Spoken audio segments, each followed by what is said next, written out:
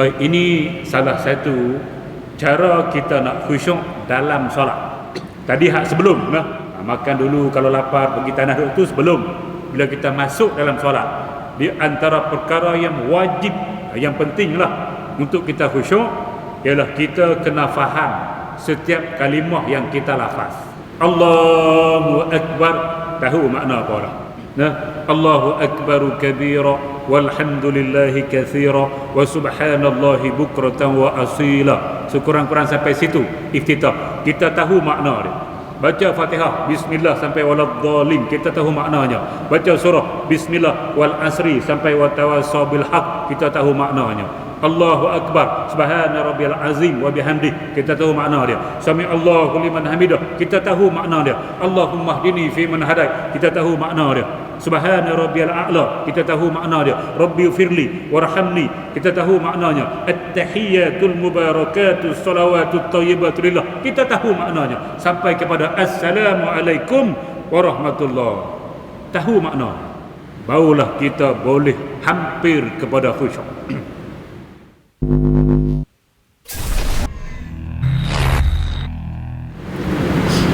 Bismillahirrahmanirrahim. Assalamualaikum warahmatullahi wabarakatuh. Alhamdulillahi rabbil alamin. Wassalatu wassalamu ala ashrafil anbiya'i wal mursalin wa ala alihi wa ashabihi ajma'in. Subhanaka la ilma lana illa ma 'allamtana innaka antal alimul hakim. Qala rabbi shrah li sadri wa yassir li amri wahlul 'uqdatam min lisani yafqahu qawli. Amma ba'd, fa inna asdaqal hadis kitabullah wa khairal hadi hadi Muhammadin sallallahu alaihi wasallam wa syarrul umuri muhdatsatuha wa kullu muhdatsatin bid'ah wa kullu bid'atin dalalah wa kullu dalalatin finnar. Alhamdulillah, kita bersyukur kepada Allah Subhanahu wa taala kerana sekali lagi dengan izin Allah Subhanahu wa taala terdapat sama-sama dalam majlis ilmu. Mudah-mudahan pertemuan dan perpisahan kita pada malam ini diberkati dan diredai oleh Allah Subhanahu wa taala. Insya-Allah kita sambung kitab Munyatul Musalli, sambungan muka surat 33.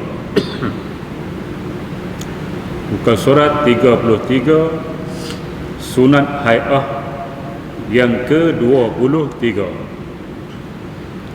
Qala al-musannifu rahimahullahu ta'ala wa nafa'ana wa iyyakum bi'ulumihi fid darain. Amin ya rabbal alamin. Kata pengarang rahimahullahu ta'ala 23, yakni sunat hai'ah yang ke-23 dan terakhir yang ada dalam kitab Munyatul Musalli. Dia bagi 23 sahaja. Dia kata banyak. Ini sebahagian daripadanya. Yang terakhir sunat hai'ah ialah hendaklah menghadirkan kebesaran Allah Subhanahu wa taala, Tuhan yang disembah, Tuhan yang ia sembah, di dalam hatinya, dan dinyatakan khusyuk dan tawaduknya kepada Allah Subhanahu wa taala apabila melakukan rukuk dan sujud. Baik, tuan-tuan muslimin dan muslimat yang dirahmati sekalian, yang ke-23 ni khusyuk. Ulama-ulama mazhab Syafi'i memasukkan khusyuk dalam sunat hai'ah Walaupun khilaf ulama dalam masalah khusyuk, ada yang kata wajib dan sebagainya. Tapi untuk mazhab Syafi'i, walaupun Imam Al-Ghazali kata wajib, Imam Al-Ghazali ni dia mazhab Syafi'i, tapi yang lain, Imam Nawawi contohnya mengatakan dia sunat. Dan bila sebut sunat, dia masuk dalam sunat hai'ah. Kalau khusyuk ini dimasukkan dalam wajib ataupun rukun, rasanya kita tak lepas solat. Cikgu lepas solat kalau khusyuk ni masuk rukun. Agak-agak zuhur apa kali solat nak boleh khusyuk. Jengkreng dia, jengkreng. Mana ada orang boleh khusyuk daripada mula sampai akhir? Tak ada. Tak ada. Kalau dia masuk dalam wajib, kita memang berdosa tiap-tiap hari. Tidak ada dalam kalangan kita pada hari ini di akhir zaman yang boleh khusyuk daripada takbiratul ihram hingga kepada bagi salam. Tidak ada. Maka rukhsah daripada ulama, lebih-lebih lagi mazhab Syafi'i, memasukkan khusyuk dalam sunat hai'ah sahaja. Tetapi golongan tasawuf memasukkan khusyuk ke dalam rukun ataupun wajib. Tasawuf, ahli-ahli sufi, mereka ni kalau solat tidak khusyuk, tidak sah. Tuan-tuan, muslimat yang dirahmati sekalian, tidak sah. Kalau puasa pula mengumpat, batal. Nah, mazhab ulama fiqh, puasa kalau mengumpat dia mengurangkan pahala, dia tidak batal. Yang batal ni makan, minum, bersetubuh di siang hari, memasukkan sesuatu ke dalam rongga terbuka, dia akan batal. Golongan sufi memasukkan mengumpat itu namimah dan sebagainya dalam perkara membatalkan puasa. Mana kalau dia mengumpat, batal puasa. Tuan-tuan, muslimin dan muslimat yang dirahmati. Jadi kita ulama-ulama fiqh lebih banyak bagi rukhsah dalam bab ini. Termasuklah dalam bab solat, khusyuk tak masuk dalam wajib macam tamakninah dan tak masuk dalam rukun yang 13. Dia masuk dalam sunat hai'ah. Baik, tuan-tuan. Jadi khusyuk tu apa dia? Hendaklah menghadirkan kebesaran Allah Subhanahu wa taala, Tuhan yang ia sembah. Nak hadirkan kebesaran tu payah. Payah nak buat. Tuan-tuan boleh tengok orang yang menghadirkan kebesaran khusyuk ini waktu satu pembarisan tentera hari 31 Ogos. Pernah tengok? Tengok juga. Apa salahnya tengok? Tengok lah. Masa agung lalu depa duduk macam mana? Kan? Tak bergerak. Terpacak lah. Mereka mengagungkan agung. Tu manusia agung. Tak gerak dah. Masa tu kalau nyamuk gigit, dia buat macam mana? Tahan. Itu mengagungkan. Kita Allahu Akbar.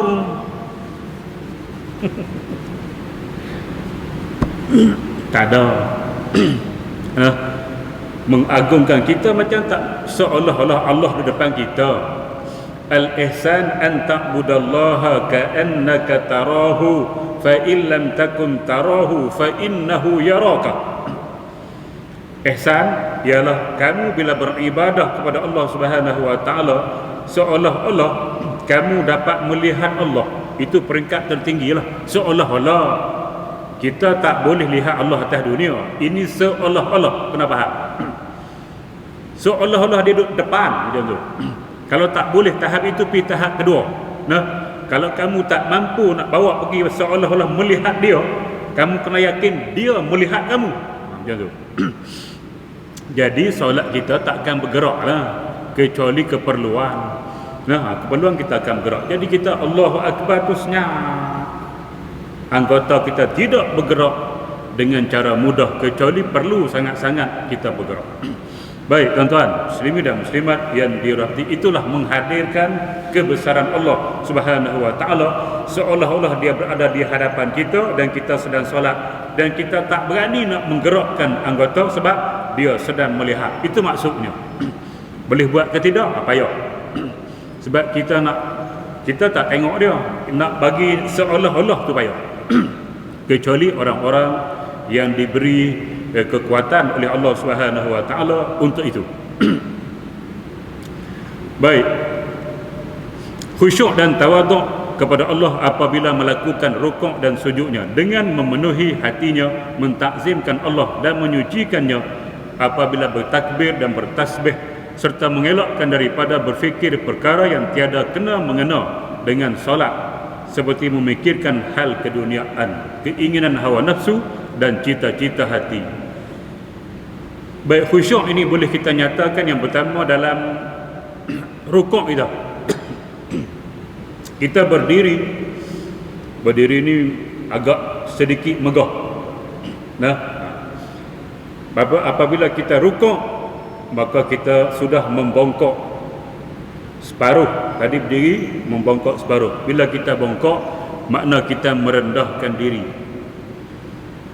Bila kita membongkok, kita merendahkan diri. Dulu lah ni tak ada dah. Dulu ni zaman-zaman kita cikgu, bukan zaman kita, zaman cikgu. Baik, cikgu lebih tua daripada saya. Nak lalu depan orang tua, sedikit membongkok. Itu makna tawaduk, merendahkan diri. Kita budak, dia dah tua, dia makan garam lama dah. Itu simbol kepada merendah diri. Jadi apabila kita rukuk, maka kita kena hadirkan hati kita, kita ni hina depan Allah Subhanahu Wa Taala. Kena solat, dia kena betul-betul ingat kita solat. Pergerakan yang kita buat, kita kena merasai, menjiwai, baru dia jadi. Baru kita lupa dengan dunia. Kalau kita duduk di tak rasa apa, rukuk tak rasa apa, sujud tak rasa apa, solat kita tidak khusyuk, dia pergi rata. Sebab kita tak menghayati benar. Nak menghayati itulah payah. Sebab apa payah? Sebab kita banyak melakukan perkara yang boleh menghalang kita khusyuk dengan Allah Subhanahu Wa Taala. Banyak. Yang paling penting sekali makan minum. Ya inilah Allahu Rabbi. Sebab itu ulama-ulama dia jaga makan minum. Nah, Imam Abu Hanifah tu dia cukup jaga benda-benda syubhah sampai peringkat kalau ada dalam kampung dia, dalam qaryah dia dengar ada kambing orang curi, ada lembu orang curi, kalau ada kenduri dia tak pergi makan. Jaganya dia takut hak kenduri itu kambing hak curi tu. Sampai tahap tu jaga makan minum. Sebab dia akan memastikan kita ni boleh khusyuk ke tidak, jaga makan minum. Kalau jenis duk makan rasuah, makan tak tahu hala, solat sampai mati tak khusyuk. Sebab kita ada penghalang dalam diri kita, ada penghalang kita banyak makan minum benda yang maksiat. Nak makan pastikan benda tu adalah hak kita. Sampai peringkat ada yang dia angkat jual beli dulu sebelum makan. Nah, mana kalau dia tak banyak dia tak makan, dia tunggu ambil tak atas meja, tunggu, mari panggil waiter orang Bali ni tu lah, waiter berapa? RM10. Bayar dulu. Oh bukan, cikgu makan dulu, lepas tu belah. Gaya hidup kita tak ada khusyuk solat. Nah, makan pun tak tahu halal. Tuan-tuan dan muslimat yang dirahmati sekalian, kadang tu tukang masak, rambut traffic light hijau, kuning, merah, telan juga.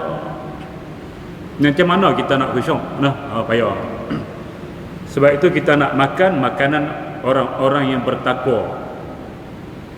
Dan kalau kita nak buat kenduri, Nabi sebut la ya'kulu ta'amakum illa taqiyun. Tidak makan makanan kamu kecuali orang-orang bertakwa. Kalau kita nak buat kenduri, kalau boleh panggil geng masjid.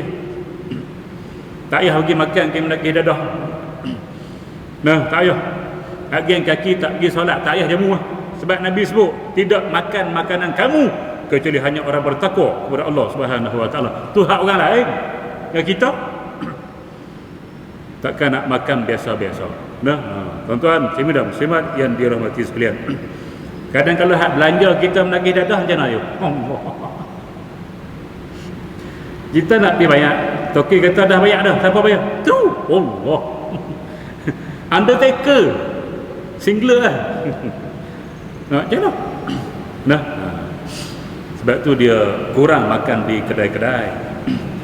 Kalau orang nak jagalah. Nah, tuan-tuan, muslimat yang dirahmati sekalian. Kalau hak belanja kita pergi masjid tak apalah. Nah, pergi menagih dadah siap. Baik. Jadi yang tu yang paling kena jaga. Tidak solat kita payah umur 50 tak khusyuk lagi, 60 tak khusyuk lagi, sampai 70 sama. Takbir lenyap, dekat nak salam datang mula Assalamualaikum warahmatullahi wabarakatuh. Macam tu lah dulu, kini, selamanya. Orang baling kata apa? Yesterday, now and forever. Jadi sambil-sambil mengaji bab khusyuk, dia kena jaga makan minum kita supaya kita tidak makan dengan sengaja makanan halal, makanan haram atau syubhah, ataupun termakan makanan haram ataupun syubhah. Baik tuan-tuan, muslimin dan muslimat yang dirahmati sekalian, payah nak datang kalau kita banyak melakukan maksiat. Tambah kalau kita merokok. Sebut juga hero, sebut juga nak mana? Sehari 20. Kan 20 kotak, 20 kotak 40 gram. 20 batang. Cikgu apa batang?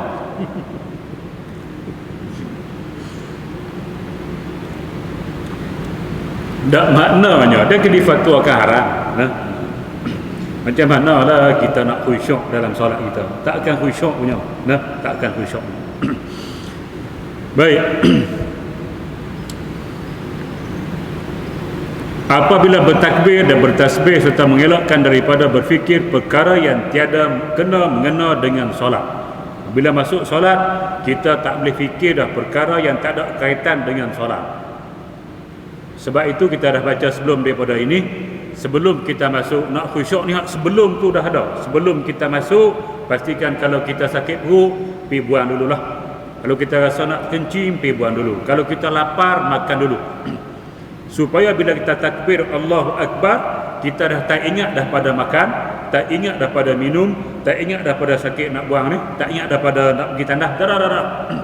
Fokus Allahu Akbar, terus fokus, tidak ada ingatan kepada dunia.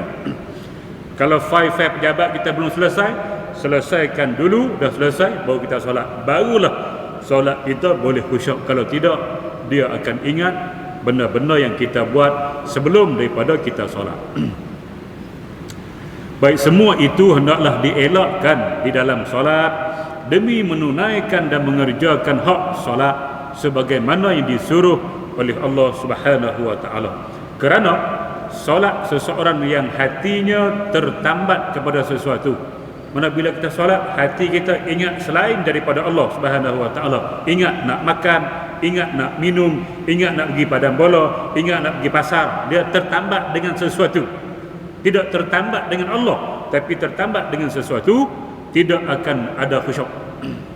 Dan tawaduk lagi, Allah tidak akan memberi apa-apa faedah dan manfaat kepadanya, sebaliknya kemudaratan dan siksanya Allah yang lebih hampir kepadanya. Mana siapa yang solat tidak khusyuk, dia hampir kepada siksa Allah Subhanahu wa taala.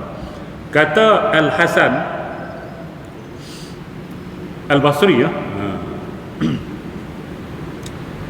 dalam kitab Jawi original punya, dia tak tulis Hasan Basri. Dalam kitab-kitab Jawi ataupun kitab-kitab Arab, dia tak tulis Hasan Basri, dia akan tulis Al-Hasan saja. Itulah nama dia. Al-Hasan bin Yasar. Al-Hasan bin Yasar. Basri itu sebab dia melazimi Basrah di akhir hayat dia, di Basrah di Iraq. Maka dia wafat di sana, maka digelar Basri sebab duduk di Basrah. Gitu. Hak satu lagi tu Al-Balighi. Al-Hasan Al-Balighi, bukan Al-Basri. Baik, tuan-tuan muslimin dan muslimat yang dirahmati sekalian, tengok bawah footnote bawah. Siapa Hasan ni? Beliau seorang tabi'i, makna dia tidak pernah jumpa Nabi Muhammad sallallahu alaihi wasallam. Tabi'i tak pernah jumpa Nabi, dia cuma sempat jumpa sahabat. Antara sahabat yang dia jumpa ialah Sayyidina Ali karramallahu wajhah ataupun radhiyallahu anhu, dan dia berguru dengan Sayyidina Ali. Dia tabi'i, namanya Al-Hasan bin Yasar, terkenal dengan panggilan Abu Sa'id.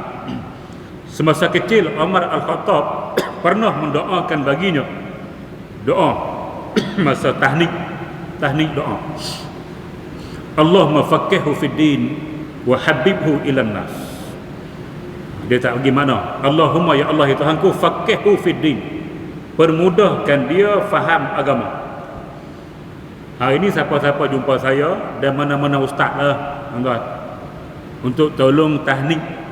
Nah, tahnik ambil kurma, mamah kurma letak di ibu jari, masuk dalam mulut dia, pusing-pusing di langit dia.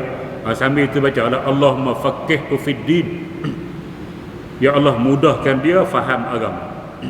Wa 'allimhu ta'wil, hak Nabi doa wa 'allimhu ta'wil, dan ajarkan kepada dia ilmu ta'wil Al-Quranul Karim. Dia faham Quran, faham agama, dan dia faham Quran.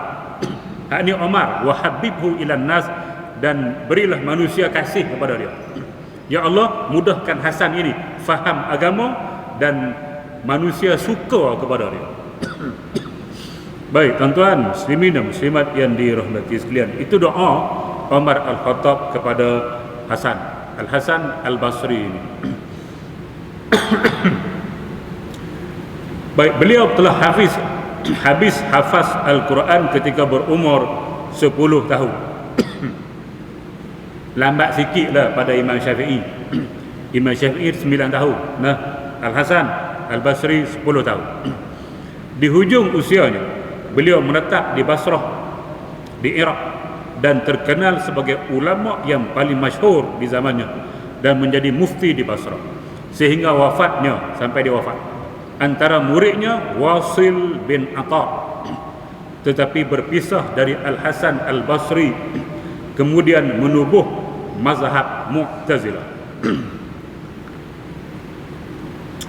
Baik, di antara murid kanan dia Wasil bin Atha, ngaji dengan dia ilmu akidah, ngaji sampai bab pelaku dosa-dosa besar.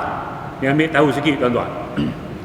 Sampai bab pelaku dosa besar, apa hukum orang yang melakukan dosa besar, bunuh orang, minum arak, berjudi, mengumpat, derhaka ibu bapa, ni semua ni dosa besar. Tidak memberi nafkah pada isteri, dosa besar.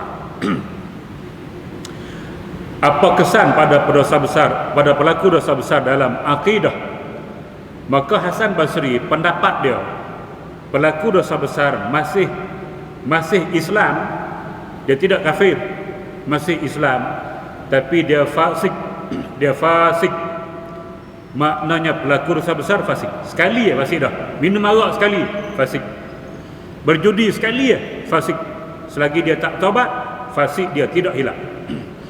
Tuan-tuan dan muslimat yang dirahmati sekalian, masa inilah Wasil bin Atha menyanggahi pendapat gurunya Hasan Basri. Dia kata, saya tak boleh pakai pendapat tu. Bagi saya, dia kata, orang yang melakukan dosa besar ialah kedudukan dia ialah antara mukmin dan kafir. Mukmin pun tidak, kafir pun tidak, tengah-tengah. Dan inilah pendapat Mu'tazilah. Jadi kita ahlu sunnah wal jamaah. Nah, ahlu sunnah wal jamaah, dia punya pendapat macam Hasan Al-Basri, pelaku dosa besar adalah fasik. Mu'tazilah, pelaku dosa besar antara mukmin dan fasik. Mukmin pun tidak, fasik pun tidak, tak tahu, tengah-tengah. Lepas tu kalau mati nak duduk mana? Dia dua, satu syurga, satu neraka. Kalau mukmin masuk syurga, kalau kafir masuk neraka. Dia ni mukmin pun tidak, kafir pun tidak, tak mana duduk? Masjid Bukhari. pening. Nah. Maka pendapat Mu'tazilah kita tak pakai lah tuan-tuan. Tak pakai. Kita pakai pendapat Ahlus Sunnah wal Jamaah. Pelaku dosa besar ialah fasik. Masih Islam, fasik. Kalau mati dia tak bertaubat, masuk neraka, dah habis siksa dia, patah balik masuk syurga. Baik, apabila dia menyanggahi pendapat gurunya, maka dia pun berpisah dengan Hasan Basri. Dia tak masuk dah kuliah Hasan Basri, dia buka kuliah dia sendiri. Khairul, ni ada buka kuliah sendiri. Ikut dulu kuliah aku. Habis kitab ni aku bagi ijazah, hang buka. Tuan-tuan, muslimin dan muslimat yang dirahmati sekalian, maka bila dia berpisah dengan guru dia, dalam bahasa Arab bila berpisah mengasingkan diri dipanggil uzlah, i'tizal. Daripada kalimah itulah lahirnya kalimah Mu'tazilah, artinya orang yang memisahkan diri daripada orang lain, macam tu. Baik, itu sedikit sejarah munculnya Mu'tazilah. Aliran Mu'tazilah yang sesat, yang termasuk dalam 72 golongan go to hell. Baik, tuan-tuan muslimin dan muslimat yang dirahmati sekalian. Jadi Hasan Al-Basri ni dia kata apa? Tiap-tiap solat tanpa kehadiran hati padanya, kalau kita solat tidak hadir hati, tidak khusyuk, maksudnya adalah lebih hampir kepada kesiksaan Allah Subhanahu wa taala. Maknanya tak khusyuk, dia hampir kepada siksa. Dalam satu hadis, itu kata Hasan Basri, ini hadis. Dalam satu hadis Rasulullah SAW ada menyebut 37 kat bawah, hadis Ammar bin Yasir, Nabi SAW bersabda, innal abda la yusalli as-salah la yuktabu lahu nisfuha wala sulusuha wala rubu'uha wala khumusuha wala sudusuha wala ushuruha wa kana yaqul innama yuktabu lil abdi min salatihi ma aqala minha atau kama qala sallallahu alaihi wasallam. Hadis akhrajahu Ahmad bi isnadin sahih. Baik, maksudnya atas hadis dia tak bagi.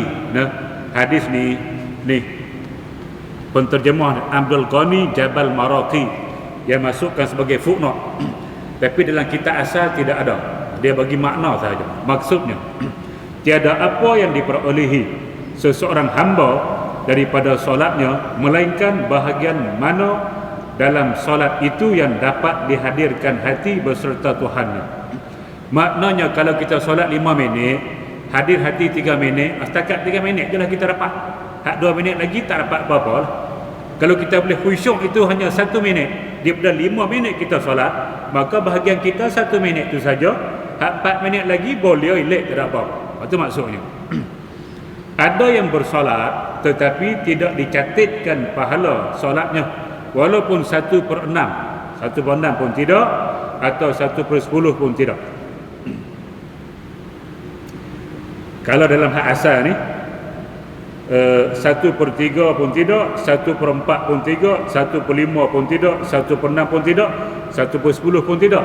Hak ni dia tak sebut, tak apalah. Sebab tu dia bagi hadis asal. Rujuk asal. Sulusuha tu 1/3. Salasa 3, sulus 1/3. Arab mudahan. Salasa 3, sulus 1/3. Arba'a 4, rubu' 1/4. Khamsun 5, khumus 1/5. Asyara 10, usyur 1/10. Arab mudah. Tukar baris, tukar mak. Baik, apa yang dicatatkan hanyalah sekadar kehadiran hati terhadap Allah Subhanahu wa taala dan khusyuknya dalam solat. Mana hak solat sahaja diambil kira, yang khusyuk sahaja diambil kira. Kehadiran hati boleh berubah kepada banyak sedikitnya mengikut kadar lalai dan jaganya.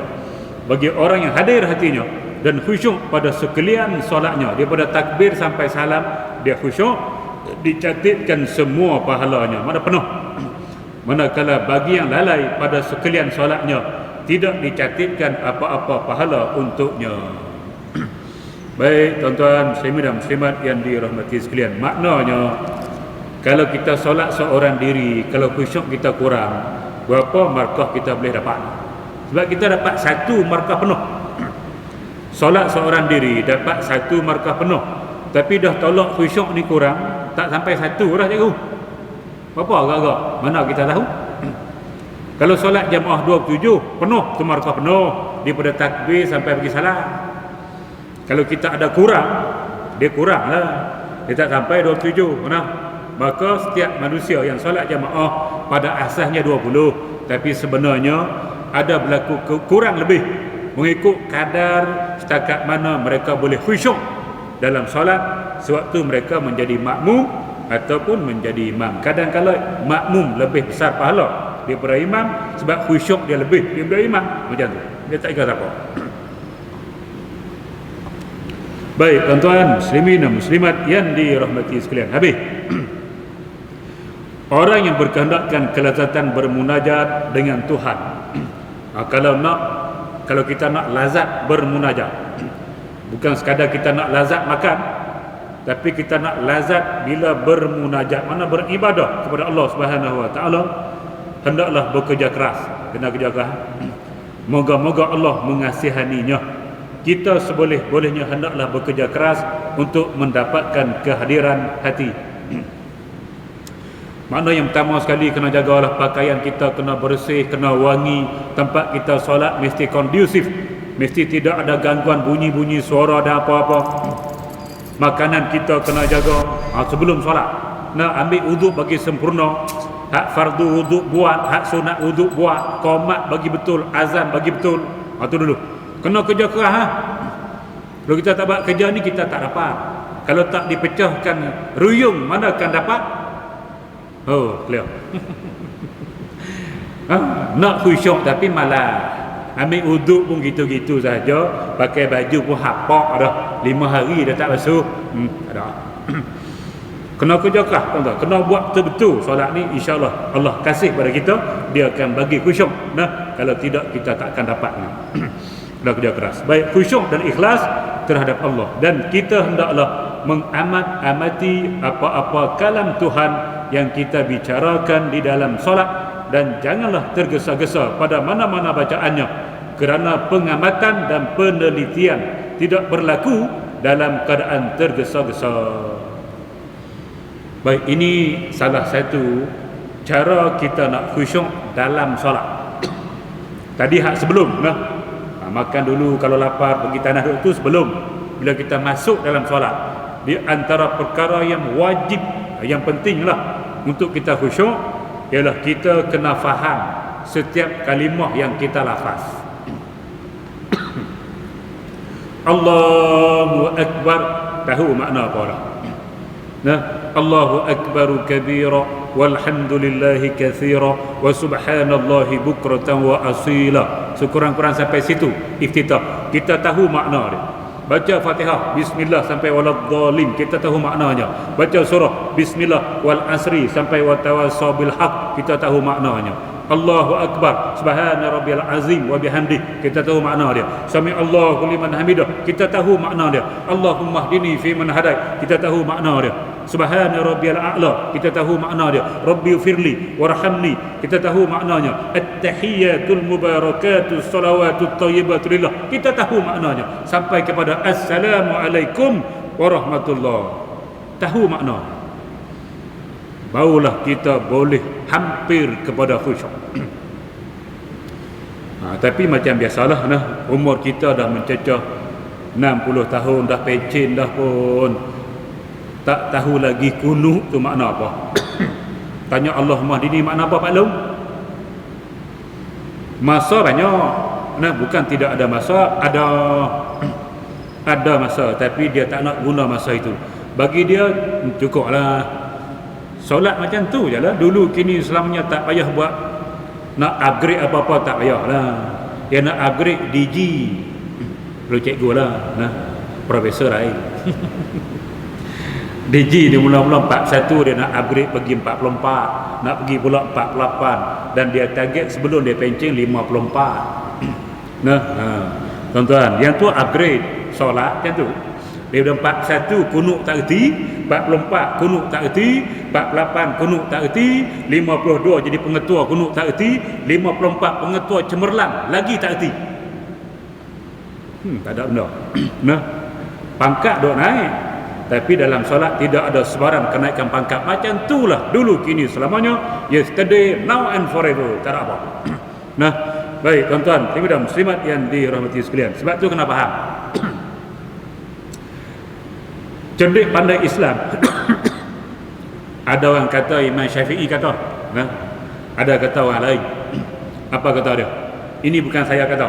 Nah, ulama ataupun al-hukama, orang-orang bijak dalam agama. Apa mereka kata? Man takallama mimma lam ya'lam maknahu fahuwa majnun. Man takallama, sesiapa yang bercakap, takallama tu bercakap, kalam, mimma lam ya'lam maknahu, perkara yang dia tak tahu makna. Dia bercakap tapi dia tak tahu makna apa dia cakap, fahuwa majnun, maka dia itu gila. Bukan aku kata, bukan. Al-hukam, betul lah orang gila. Dia bercakap bukan tahu apa dia cakap. Kadang tu bukan dia tu Melayu tapi bercakap bahasa Cina, bahasa gila. Keluar bahasa Siam. Dia tak faham, kita tak faham. Orang gila dia tidak waras. Walaupun dia Melayu, dia cakap Melayu tapi dia tak faham apa dia cakap. Sebab tu ulama kata siapa yang bercakap sesuatu dia tak faham, maka dia gila. Apa maksudnya? Dia nak kiaskan, siapa yang baca bacaan dalam solat dia tak reti makna, faham dia? Takkan aku nak kata cerita dah tadi tu gila belaka. Tapi gila comel. Gila comel, bukan gila jenis rambut serabut, mandi pun tidak. Hak tu gila kotor, duk di tong sampah, duk kutip makan, tu kotor. Hak ni gila juga comel, pakai tie, pakai songkok hitam, baju buh dalam, nentek. Khairul. Aduh, tuan-tuan dan muslimat yang dirahmati, itu gila comel lah. Nah, sebab dia baca, dia tak faham apa dia baca. Tuan-tuan dan muslimat yang dirahmati, sebab itu kita tak boleh, kalau nak menjampi, tak boleh kita jampi yang kita tak faham makna. Nah, sebab tu haram jampi-jampi ini pergi pada syirik kepada Allah Subhanahu wa taala. Sebab kita tak faham apa yang kita jampi, takut dia duk kutuk Allah, kutuk Nabi, kita tak tahu, kita duk jampi je. Kita ambil dia tok guru kita tak faham, kita tak faham, dia pun ambil dia guru dia, guru lah kali siap. Sanad nombor 1 siap tok guru, nah, tak faham. Tuan-tuan, dalam filem kita duk sebut juga niat insung mata kajis martilem. Mana? Ilah. Niat insun. Niat tu niat lah, niat. Insun tu manusia, insan. Bahasa Jawa. Niat insum mata kajis martilem. Dia berniat nak pergi tengok orang berak. La ilaha illallah. Ramli lah. Dan kita pun tak tahu, kita duk dengar sedap yo niat insum. Lepas dah dia mati lama dah, orang tanya Aziz Satar, waktu dia hidup dululah, dia pun dah mati dah, habis dah. Seriman Bujang Lapuk mati muara. Ramli mati. Aziz Satar pun baru mati. Samsudin pun mati dah. Doremi pun mati belakang juga dah. AR Tompai mati juga. Seorang lagi? Tu aku tak ingat nama dia. Baik, tuan-tuan dan muslimat yang dirahmati, orang tanya Aziz Satar, apa makna niat insum? Dia kata bahasa Jawa dah hurai. Dia kata hak tamu tu niat nak pergi tengok orang berak. Allah. Aduh, nakal sungguh, nakal. Nah, tu kita benda kita tak faham, jangan ikut ah. Bila kita ikut macam gila. Nah, kita kadang kala kita kata benda-benda lucah, benda-benda yang boleh dia menghina agama, kita tak tahu. Oleh kerana itu dalam bab solat kita tak hina Tuhan, kita ada puji dia.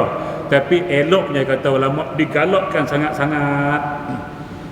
Sekurang-kurang pun kita faham solat kita sendiri. Maknanya kalau nanti tu imam baca surah Jadah mungkin kita tak faham panjang. Dia baca surah Al-Insan mungkin kita tak faham panjang. Tapi hak lain Subhanallah azim tahu, Allahumma hdini tahu, kita pun baca. Nah, Qul huwallah tahu, wal asri tahu, qul ya ayyuhal kafirun tahu, qul a'udzu birabbil falaq tahu, qul a'udzu birabbin nas tahu, tabat yada abil lahabin tahu, iza jaa nasr. Pasal kurang-kurang surah pendek-pendek ni kalau kita baca dalam kepala teh kali tu iza jaa. Aduh, kelak-kelak kabut lupa je esok nak nikah. Tok Imam tanya, boh makna sekali. Iza jaa nasrullahi wal fath. Mana? Dia kata apa? Nikah minggu depan boleh tak? Hari ni cancel tu. Saya tak tahu nak balik apa. Allahu Rabbi. Tak tahu. Nak pendek-pendek 3 baris, 2 baris. Tapi kita tak tahu makna. Jadi rugilah tuan-tuan. Hidup 60 tahun, 70 tahun, benda-benda macam ni pun kita tak boleh nak buat. Kita nak jawab apa depan Allah Subhanahu Wa Taala, bersedialah masing-masing kita. Baik tuan-tuan, muslimin, muslimat yang dirahmati sekalian. Apabila melakukan rukuk dan sujud hendaklah ditetapkan dan disertai dengan tamak-ninah. Kita kaji dah, ada tamak-ninah pada rukuk sujud. Jangan sekali-kali memagut semacam ayam. Mana solat yang tidak ada tamak-ninah seperti ayam memagut makanan. Dia tidak berhenti. Tidak berhenti. Tamak-ninah berhenti, angkat. Berhenti, angkat. Itu tamak-ninah. Ayam mana tamak-ninah? Macam tu. Jadi siapa yang solat tidak ada tamak-ninah seperti ayam memagut makanan. Gitu. Tidak sah solat tanpa tamak-ninah. Baik, tidak sah sebab dia wajib. Sedangkan tamak-ninah itu adalah rukun solat. Tidak sah solat sama ada fardu atau sunat dengan ketiadaannya tamak-ninah. Orang yang tidak menyempurnakan rukuk, sujud dan khusyuk di dalam solatnya dinamakan pencuri. Sebagaimana disebut dalam hadis, telah disebutkan dalam satu hadis, hadis bawah 40. Man shalla salata liwaqtiha wa asbagha laha wudu'aha wa atamma laha qiyamaha wa khusyu'aha wa ruku'aha wa sujudaha kharajat wa hiya bayda'u musfiratun taqulu hafizakallah kama hafiztani wa man shalla salata li ghairi waqtiha falam yusbir laha wudu'aha walam yutimma laha khusyu'aha wala ruku'aha wala sujudaha kharajat wa hiya sauda'u muzlimatun taqulu dayya'akallahu, bukan hidu kama dayya'tani hatta iza kanat haitsu sya'allah luffat kama yulaffu saubu al-khaliqu summa duriba biha wajhu. Baik, yang tu bukan 40, 39, sorry ya. Silap hadis 39. Hatta aswa'un nasi sariqatan allazi yasruku min salatihi la yutimmu ruku'aha wala sujudaha wala khusyu'aha. Wa huwa hadis sahih. Rawahu al-Imam Ahmad wa ghairuhu an Abi Qatadah radhiyallahu anhu. Baik, maknanya dia tak bagi makna, saya bagi makna. Aswa'un nas, sejahat-jahat manusia. Nah, sejahat-jahat manusia, sariqatan, sejahat-jahat manusia yang mencuri. Sariqah ni curi. Allazi yasruku min salati, ialah orang-orang yang mencuri ketika solat. La yutimmu ruku'aha. Apa maksud curi ketika solat? Bukan kita curi duit, tidak. Kita rukuk tidak sempurna. Sebab tu mengaji bab rukuk, biar sempurna rukuk sampai tahap yang paling sempurna. Kalau kita rukuk main-main saja, rukuk macam tu, rukuk macam tu, dia tahap tu saja. Dia main-mainnya rukuk tu gitu, malah-malah itu. Jenis ni. Nah, la yutimmu ruku'aha, tidak menyempurnakan rukuk, dikira mencuri dalam solat. Tu tak kira curi nafas je. Habis nafas sambung baca. Nah, baca habis nafas sambung, curi nafas. Panggil itu. Yang tu pun tak boleh. Wala sujudaha, dan tidak sempurna sujud. Tidak sempurna sujud. Mungkin kaki belakang tak baca, kaki belakang lipat gitu lah. Nah, maka tidak sempurna sujud dia. Ataupun di dahi dia ada lapik sesuatu, maka tidak sempurna sujud, dikira mencuri dalam solat. wala khusyu'aha, dan tidak sempurna khusyuknya. Di tiga ni, tidak sempurna rukuk, tidak sempurna sujud, dan tidak sempurna khusyuk. Maka Nabi sebut sejahat-jahat manusia yang mencuri dalam solat. Baik tuan-tuan, muslimin dan muslimat yang dirahmati sekalian, telah disebutkan dalam satu hadis, saya baca panjang tadi, hadis yang 40 bawah. Maksudnya orang yang memelihara solat dan menyempurnakan rukunnya, solatnya akan keluar di akhirat nanti dalam keadaan putih bercahaya, lalu berkata,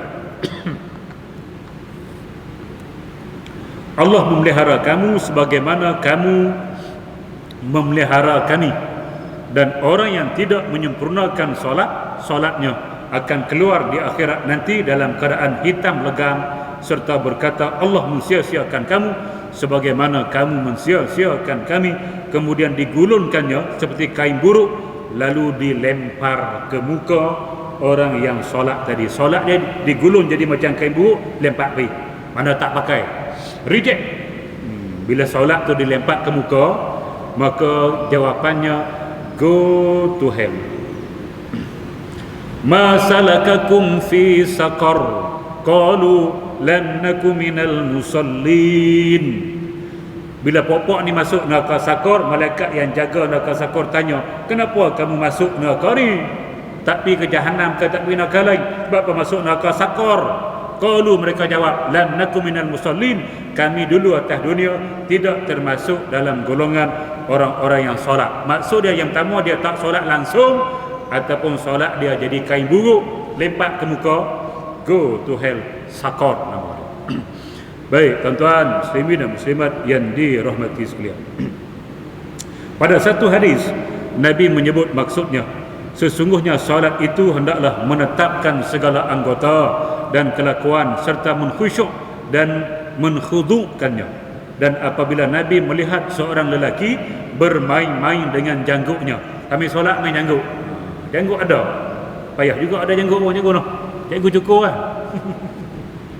Main jangguk, Nabi tengok di dalam solat, maka baginda bersabda 41, lau khasha'a qalbu hadza la khasha'at jawarihu, ay la sakanat wa khada'at. Maksudnya, jikalau khusyuk hati lelaki ini, maka khusyuklah segala anggotanya. Mana bila hati khusyuk, anggota akan khusyuk. Kalau anggota kita masih duk garu-garu, mana hati kita tidak khusyuk. Nak tahu hati kita khusyuk atau tidak, anggota kita bergerak ataupun tidak. Kalau bergerak, hati tak khusyuk. Kalau anggota senyap, hati khusyuk. Cuma tuan-tuan, tengok di bawah sekali, sanaduhu dhaifun wal ma'rufu annahu min qauli Ibni Sa'id al-Musayyab, ataupun Sa'id al-Musayyib, boleh baca dua, Musayyab boleh, Musayyib boleh. Kata dia sanad hadis ni, hadis kata kalau hati khusyuk, anggota khusyuk ni, sanad dia dhaif, maksud dia hadis dhaif lah tuan-tuan. Jadi untuk sebagai fadail a'mal wal ma'ruf, yang terkenanya kata-kata ini bukan daripada Nabi. Wal ma'ruf annahu min qauli Ibni Sa'id al-Musayyab, dia daripada Ibni Sa'id al-Musayyab, tabi'in. Kata-kata dia bukan kata-kata Nabi. Macam kita kata al-jannatu tahta aqdamil ummahat, syurga itu di bawah tapak kaki ibu. Nabi tak pernah kata. Nah, perkataan yang seperti itu Nabi tak pernah kata. Al-jannatu tahta aqdamil ummahat, syurga di bawah tapak kaki ibu, Nabi tak pernah kata. Yang kata siapa? Cikgu. Ustaz duk ceramah kata. Nah, Pak Long kita kata, tu guru kita kata. Nabi tak kata hak macam kalimah macam tu. Sebab tu dia yang al-jannatu tahta aqdamil ummahat, kalimah ini dimasukkan dalam hadis maudhu', hadis palsu. Tuan-tuan, muslimin dan muslimat yang dirahmati, walaupun makna dia betul, maksud syurga di bawah tapak kaki ibu, artinya kalau kamu tak taat pada ibu kamu, derhaka pada ibu kamu, kamu tak akan boleh masuk syurga. Betul lah, masuk neraka. anak-anak derhaka ni tak boleh masuk syurga. Tapi Nabi tak kata macam tu. Nabi sebut hadis lain, bunyi dia lain. Tapi maksud dia ialah macam tu lah juga syurga di bawah tapak kaki ibu. Tapi kalimah hak tadi tu bukan daripada Nabi. Ini kena teliti dalam bawa hadis. Nabi tak kata gitu. Kita lihat tak? Nah, walaupun makna dia betul, tapi ada hadis lain yang Nabi sebut yang maknanya menghampiri, yang kata syurga di bawah tapak kaki. Baik tuan-tuan, muslimin dan muslimat yang dirahmati sekalian. Hadis-hadis palsu ni banyak geng-geng jenis ambil kesempatan. Nah, ada hak jual tembikai dia turun. Kita nak beli pun takut. Kan takut apa? Berat. Dah lah sekilo sampai belah-belah ringgit. Kalau besar ni timah-timah 50. Allah. Nak beli, tak beli jago beli tu. Dia sembang dengan saya, dia kata, Ustaz, saya buat satu apa dia kata-kata lah. Nah, dia buat comel. Dia letak tempat dia menjaga tembikai. Apa dia buat? Kata-kata dia, tembikai baik untuk ibu mengandung. Maknanya siapa yang makan tembikai, ibu hak tu mengandung tu makan tembikai, beranak, so anak dia kulit dia halus, comel lote. Cikgu beli tak? Nak beli mana cik bini tak mengandung? Oh, dia buat dah. Baru tanya saya, Ustaz ni macam mana? Betul ni hadis Nabi? Dia kata, kamu ambil mana? Ni hadis palsu ni. Hadis palsu tentang tembikai ni banyak. Antaranya hak tu lah. Perempuan mengandung makan tembikai, anak dia comel. Palsu, tak boleh. Dia kata tak boleh. Kamu kata hadis Nabi tak boleh. Kalau kamu kata doktor kata tak apa. Kalau kamu kata Nabi, kamu nak buat. Man kazzaba alayya muta'ammidan falyatabawa maq'adahu minan nar. Siapa menipu Nabi, Nabi tak kata hang kata, Nabi kata sila sedia satu kerusi dalam api neraka. Lah dia kata, ni main anak dia, mak ambil sebiji bagi kat ustaz. Free. Ingat aku nak tukar pendapat, sorry lah, tetap palsu. Hang bagi 50 biji pun palsu. Tukar.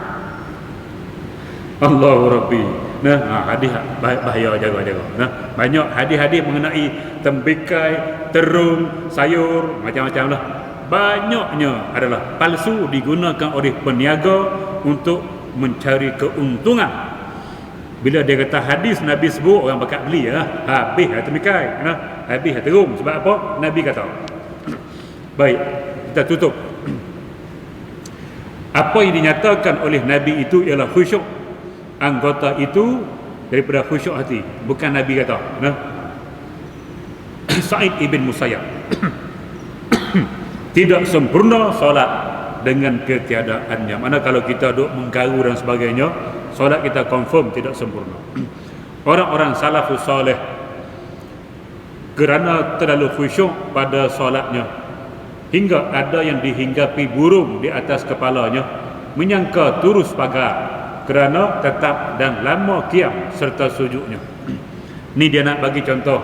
Syekh Abdullah Al-Fatani, Daud bin Abdullah Al-Fatani nak bagi contoh ulama-ulama salah dulu khusyuknya solat. Kalau dia solat di luar rumah, dia berdiri tu, nak cerita tak bergerak dia tu, sehingga burung kata kayu. Kan ada orang-orang di dalam bendang kan, orang-orang dia buat pacak itu. Dia solat bila takbir Allahu Akbar tu, terpacak tu macam turus pagar. Turus pagar ni maksud dah kayu pacak pagar. Orang kampung tahu lah. Cikgu, profesor tak tahu. Dia tak bergerak. Burung main kat atas kepala, burung ingat kayu. Orang sampai tahap tu lah. Itu Allahu Akbar gini. Burung lari awal. Sorry ya. Nah, tu nak cerita kita dengan orang dulu jauh langit bumi ya solat ni, tuan-tuan. Ada pula yang berkata kepada ahli keluarga, ni pelik-pelik tuan-tuan, dan anak buahnya, apabila aku masuk kepada solat, buatlah apa sahaja yang kamu hendak, seperti meninggikan suara dan berhingar-bingar. Aku tidak tahu lagi apa yang berlaku apabila aku solat. Maknanya dia kata pesan anak dia, tunggu ayah solat. Bila ayah takbir Allahu Akbar, hampa nak buat apa buat. Hampa nak lari ke, hampa nak jerkah ke, hampa nak tengking ke, hampa nak menjerit, suka hati. Aku tak tahu apa dah. Khusyuknya sampai tak peduli langsung apa yang ada di sekitar dia. Kata tu lah pelik. Khusyuk hak depa dapat tu pelik. Dan ada dari kalangan sahabat Nabi yang diredai Allah bersolat dalam kebun tamar. Maka terbang burung dari satu pokok ke satu pokok tamar yang lain. Jadi solat dalam kebun, burung comel tengok bang solat. Dia memerhatikannya sehingga lalai dalam solat. Dia bila tengok lalai, tak eloklah solat tempat-tempat yang boleh ada gangguan macam tu. Apabila dia menyedari kelalaian itu, dia merasakan harta itu menyusahkannya. Lalu semua kebunnya disedekahkan untuk jalan Allah Subhanahu wa taala kerana melalaikannya daripada solat. Dia wakaf tu. Kebun hak dia solat kebun dia. Ada solat tu pergi habis dia solat, dia rasa tak sedap sebab boleh melalaikan dia daripada ingat Allah dalam solat. Pergi jumpa Nabi, ya Rasulullah, saya nak wakafkan kebun saya ke jalan Allah Subhanahu wa taala. Macam tu. Kita boleh buat itu. Allahu Akbar. Oleh kereta kunci kedok, kereta kunci kedok, X70 kunci kedok. Lepas tu sebenarnya kunci. Lepas tu pergi jumpa Tok Imam lah. Tok Imam, saya nak wakaf kereta ni, buat kereta jenazah. Saya duduk solat ingat kereta, saya nak beli baru pula, X50. Baik tuan-tuan, muslimin dan muslimat yang dirahmati sekalian, katalah, nah itu sahabat-sahabat. Kita tidak sampai tahap itu. Sayyidina Ali contoh kita tahu, bila dia kena panah, nak cabut panah tu, dia panah kan dia ada nak tarik tak boleh, masuk boleh, tarik dia lekat. Sakit menjerit dia ni. Dia tunggu ke solat, takbir Allahu Akbar, tarik, sahabat tarik, tak bunyi apa, pun tak bunyi.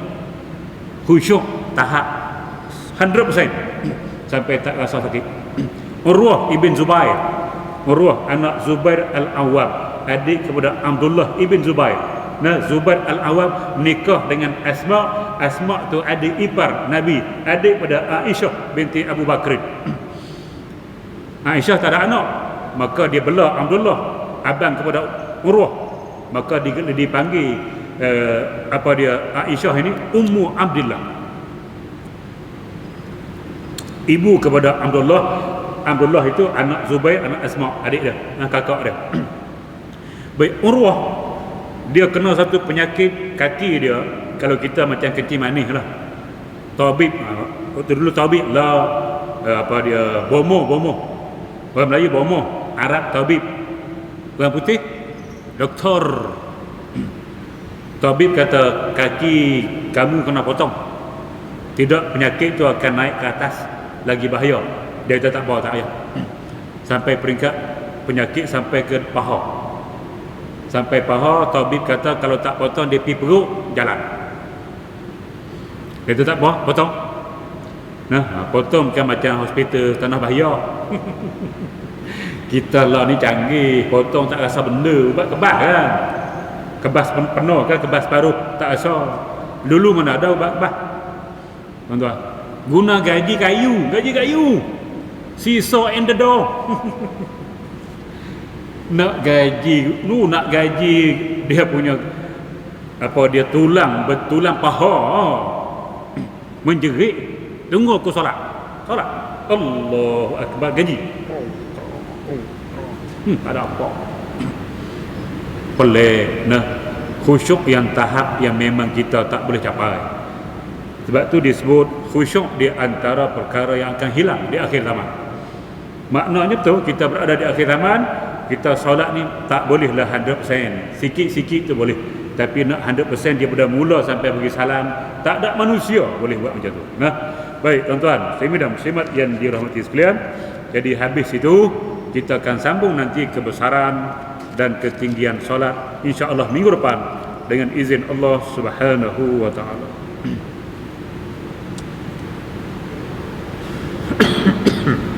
Saya tengok beberapa soalan.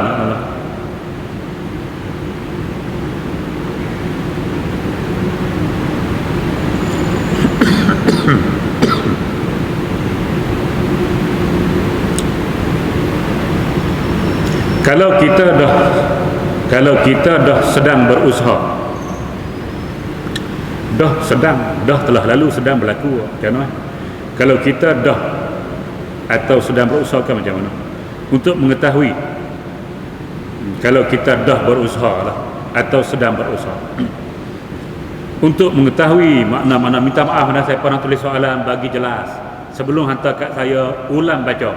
Saya tak pernah send message kalau saya tak ulang baca semula. Tak pernah, seumur hidup saya tak pernah send message tanpa saya ulang baca semula. Minta maaf sebab menyusahkan saya bila saya nak faham. Soalan tak faham saya tak jawab. Kalau kita dah sedang berusaha untuk mengetahui makna-makna ayat-ayat dalam tata cara solat, tiba-tiba kita meninggal, berdosakah kita? Rejectkah amalan kita? Pencerahan.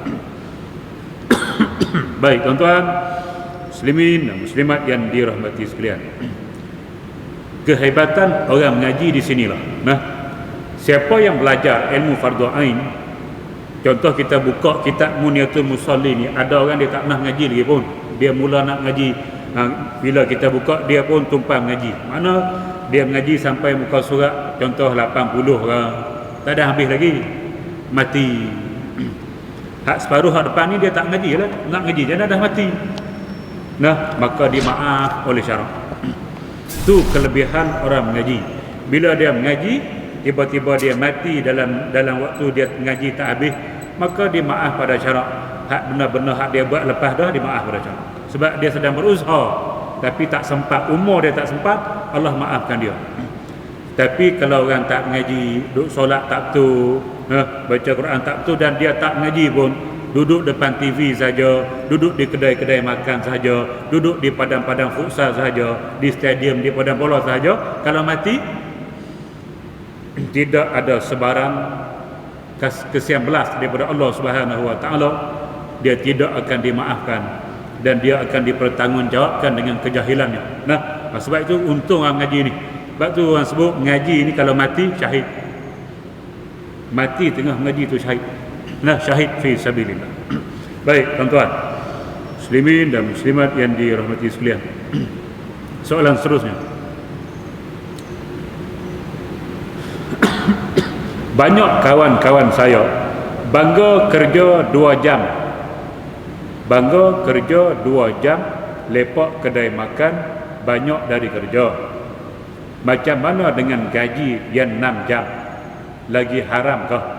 Perkara ni termasuk diri saya sama. Macam mana saya nak nasihat kawan-kawan saya? Baik tuan-tuan muslimin dan muslimat yang dirahmati sekalian, gini, bila kita kerja dengan satu badan, satu syarikat swasta ke kerajaan, bila kita bekerja kita sudah buat satu MOU, satu aku janji, kita akan mematuhi segala peraturan. Setiap pekerjaan dia ada akad dia. Akad ialah kalau kita kerja pukul 8 sampai pukul 5, maka akad kita waktu itu kita tak boleh buat kerja lain. 8.5 tu adalah akad kita. Waktu itu kita tak boleh buat kerja lain, tak boleh nak menyaga, tak boleh. Dan pihak kerajaan pun tak bagi kita menyaga dululah, dia bagi kot sebab PKP ni. Tak boleh. Kita hanya fokus pada kerja kita. Kalau kita nak pergi makan minum sekadar dalam kawasan pejabat kita, kalau kata makanan mungkin tak selera kita ni, ada tempat dia tak selera, kadang-kadang di dia punya kantin di tempat di pejabat dia mungkin tak apa sedap, dia rasa nak pergi luar, minta dengan bos benarkan, bolehlah pergi. Dan pergi sekadar makan. Orang makan tak sampai 2 jam. Cikgu makan berapa jam? Tunggu 2 jam ada. Order tombiang 2 jam baru sampai. Ni kedai apa? Orang tak ramai pun. Orang ramai lain cerita, orang 2-3 orang, tapi lamanya. Hak lapar jadi kenyang, masuk angin. Baru sampai. Dia sampai tu makan tu berapa minit? 5 minit langsai. Boleh relax. Tunggu dia masak tu lama. Makan 5-6 minit, paling lama pun 15 minit. Yang sampai 2 jam apa kerja. Sembang lah tu. Nah, jadi nak keluar boleh. Keluar tu makan, habis makan jalan terus masuk jabat pula. Bila kita sudah ambil masa yang lama, kita sudah tidak amanah dengan akad. Ya ayyuhallazina amanu aufu bil uqud. Wahai orang-orang beriman, hendaklah kamu menepati janji akad kamu. Maka akad yang kerja 85. Tak boleh. Nah, bos tak bagi memang tak boleh. Paling jahanam punya manusia 85 dia buat main game. Dia buat kerja main game. File ada 3 3 tu boleh selesai dalam masa 2 jam, tapi dia tak buat. Dia main game. Habis pukul 5 dia ambil overtime. Overtime dia ambil 2 jam. Dia ambil file, dia buat dalam masa overtime. Sedangkan file 3 ini dia wajib buat dalam masa akad dia 85. Tapi dia tak nak buat sebab dia nak ambil overtime. Nah, maka ini satu dosa. Gaji haram. Dah tak ngaji, buatlah apa pun tak apa. Tak rasa apa, buat tak ada hal. Hang kan rasa bila masuk dalam minta-minta tidak berdarah. Nah, selalu kubur darah. Tuan-tuan, muslimat yang dirahmati, saya nak komen sikit, nak bagi pencerahan. Ini saya tutup, saya tak nak baca dah, panjang. Baik, nak bagi pencerahan, bagi sempurna elok. Jangan ada fitnah memfitnah antara satu sama lain. Baik, kubur berdarah semua kita maklumlah, sampai ke rata dunia tahu. Kubur berdarah di derga ni, sebab diviralkan. Jadi semua kita maklum. Yang pertama sekali, polis sudah buat kenyataan tidak ada unsur khianat. Maknanya tidak ada manusia pergi khianat, pergi curah darah, pergi curah ayat campur dengan kala ke, tidak ada. Tidak ada unsur itu. Itu daripada polis. Telah disiasat, tidak ada unsur khianat. Dan setelah diambil sampel darah, dimasukkan dibuat kajian forensik, dah pun keluar keputusan bukan darah. Okey, yang pertama tidak ada unsur khianat. Yang kedua bukan darah. Cikgu nak faham ke mana? Unsur khianat tidak ada. Mana tak ada manusia pergi curah. Selesai tu. Tiba-tiba itu bukan darah. Cikgu faham ke mana? Maknanya dia datang daripada bawah. Dia datang daripada kubur itu. Tuan-tuan, muslimat yang dirahmati sekalian. Baik. Bila berlaku benda-benda macam ni di mana-mana kubur,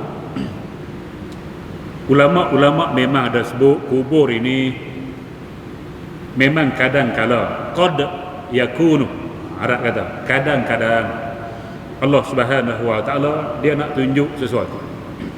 Kadang-kala dia tunjuk hak elok, kadang-kala dia tunjuk tidak elok. Baik, bila berlaku satu perkara, kita jangan cepat melatah.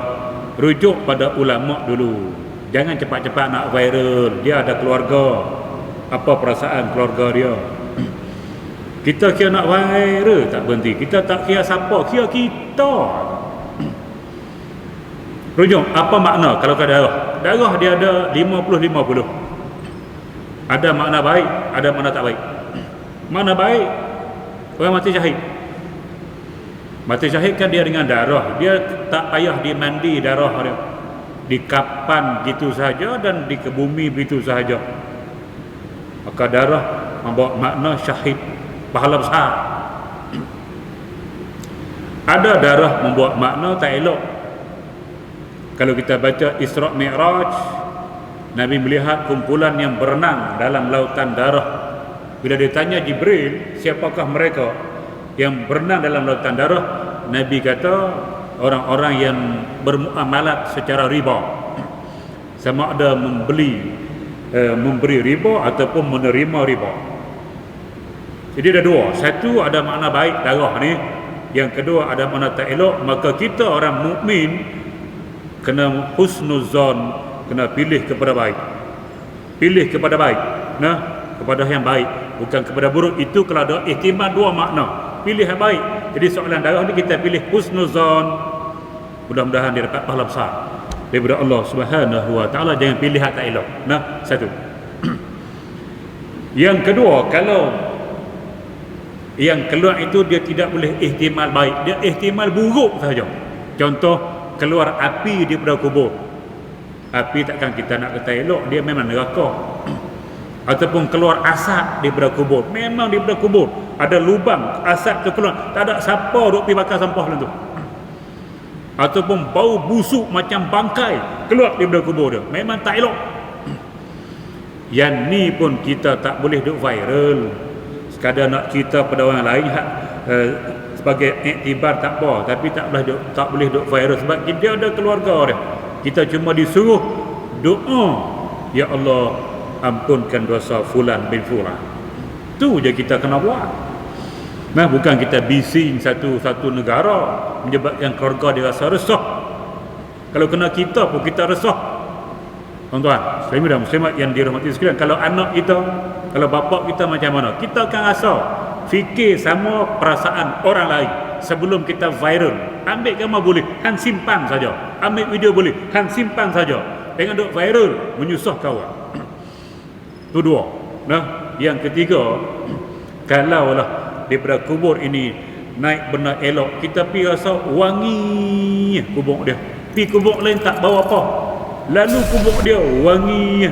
Tengok pokok bunga hak wangi pun tak ada, bunga ros pun tak ada, bunga apa dia wangi malam pun tak ada. Tak ada, tahi ayam ada, tapi bau wangi. Jadi ya Allah, aku nak kubur aku jadi macam ni lah juga. Waktu pula.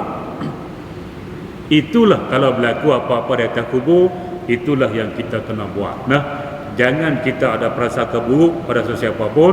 Kita minta, kalau tanah buruk, minta mudah-mudahan Allah mengampunkan dosa mereka. Itu saja. Nah, baik tuan-tuan, muslimin dan muslimat yang dirahmati sekalian. Jadi sekadar itu dulu, yang baik datang daripada Allah Subhanahu wa taala, yang buruk kelemahan diri saya sendiri. Aqulu qawli hadza wa astaghfirullahal azim li wa lakum. Wassalamualaikum warahmatullahi wabarakatuh. Bismillahirrahmanirrahim. Alhamdulillahi rabbil alamin.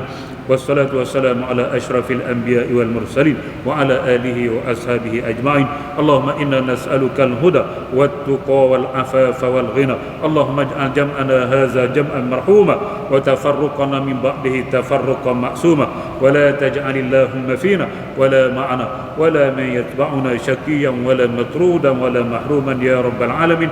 Walhamdulillahi rabbil alamin. Taqabbalallahu minkum.